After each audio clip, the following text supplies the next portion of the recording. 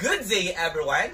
Our group presentation is all about e-learning training methods, which are modern ways of delivering education and training using digital technologies, especially computers.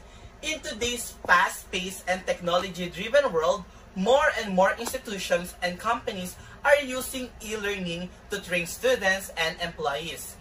Sa presentasyon na ito, we will explore the different types of e-learning such as computer-based training or CBT and blended learning, their features, delivery methods, and their respective advantages and disadvantages. What is computer-based training?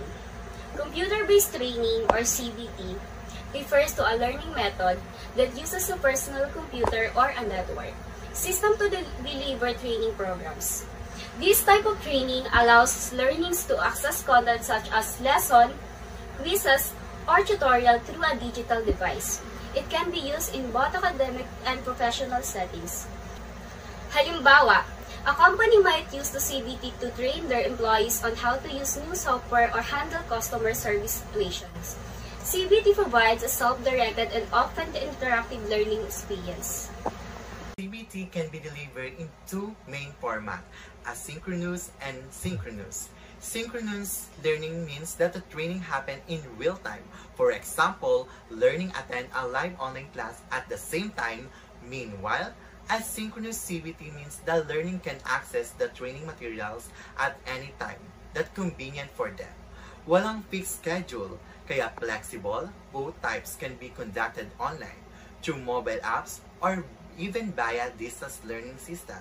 This flexibility makes CBT suitable for people with busy schedule or those in different time zones.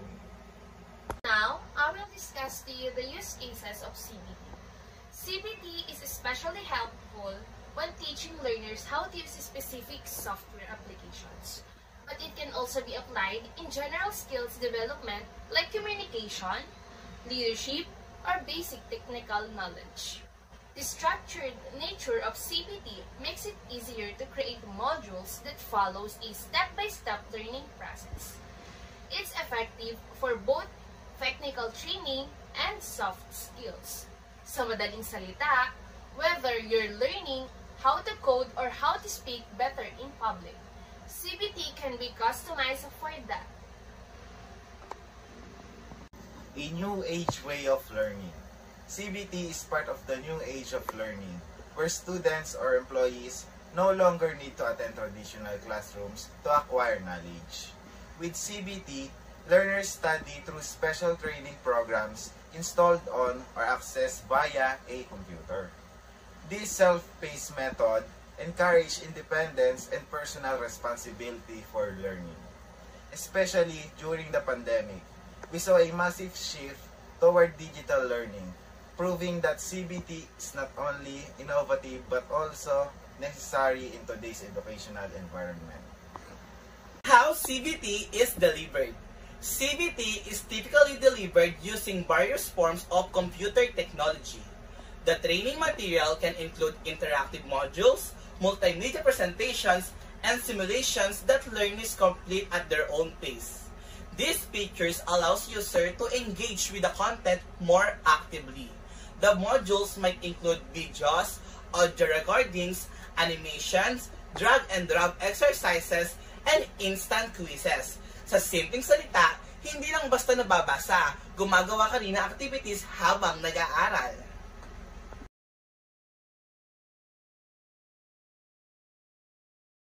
Examples: CD-ROMs, DVDs, Laserdiscs. In the earlier days of CBT, digital learning materials were often stored and distributed through optical storage media, such as CD-ROMs, DVDs, and Laserdiscs. These discs were loaded with training software or multimedia lessons. For instance, a CD-ROM might contain an English language tutorial with grammar exercises and pronunciation recordings. These tools were very useful before the widespread availability of the internet. Ngayon, mas madalas na ginagamit ang online platforms pero mahalagang malaman ng history kung paano nagsisimula ang CBT. Interactive video. An interactive video is a multimedia format where learners can interact directly with the video content. This means that while watching the video, the user can make choices that affect the direction of the lessons, such as answering questions, selecting topics, or clicking on embedded links.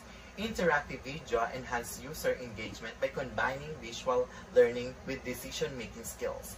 It helps learners stay focused and absorb more information. Parang pinagsamang video at game.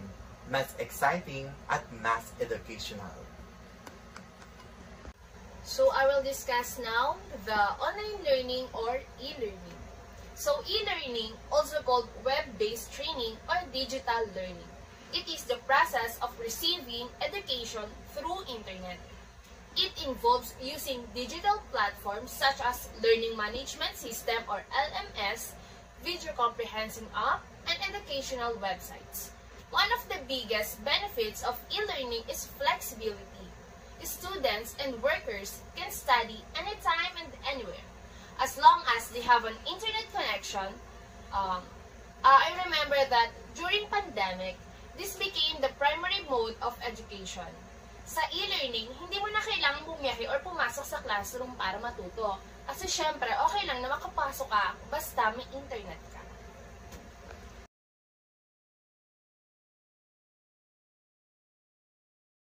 Here are the advantages of CBT. The first one is flexibility. Learners can study anytime and anywhere at their own pace. Second, cost-effective. Saves money on travel, venue, and printed materials. The third one is consistency. Everyone gets the same quality and version of the training materials. Next is interactivity. Interactive content keeps learning engaged and active. So let's move forward for the next advantage. Immediate feedback.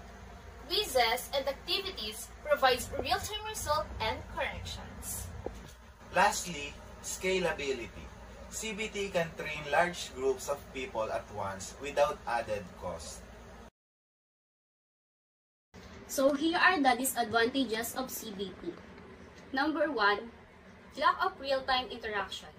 No face-to-face communication with instructor or classmates. Second is technical issues. Dependence on gadgets and internet, poor access can be a problem. So the third disadvantage is that isolating. Some learners may feel alone and unmotivated without human interaction. High development costs. Creating quality CBT programs require time, money, and expertise. What is blended learning? Blended learning is an educational strategy that combines traditional face-to-face classroom methods with online digital learning. Instead of relying on just one method, blended learning uses both physical and virtual tools to create a more flexible and effective learning experience. For example, students may watch instructional videos or complete online modules at home, and then participate in discussions or hands-on activities in class. Blended learning encourages more meaningful engagement and is a great way to enhance learning outcomes. How blended learning is delivered.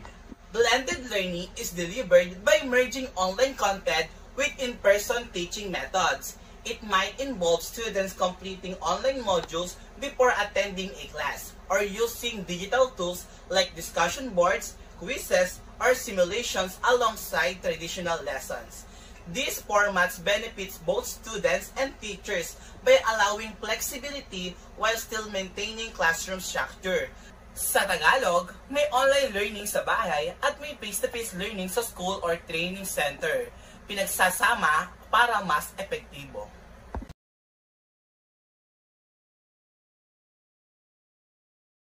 So here are the advantages of blended learning.